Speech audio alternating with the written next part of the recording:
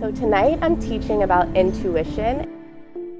I'm Laina Caltagirone. I'm a spiritual teacher, a life coach. My journey with learning my intuition and how to connect to it and just learning all about it started when I realized that I hadn't been listening to it.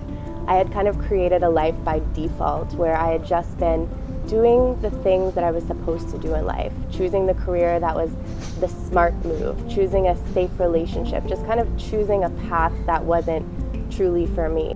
And intuition is the one skill, the one tool that helped me navigate changes in my life and helped me find what I now know is my purpose and my passion. So I'm going to be teaching how to hear your intuition, connect to it, and follow it more and use it in your life.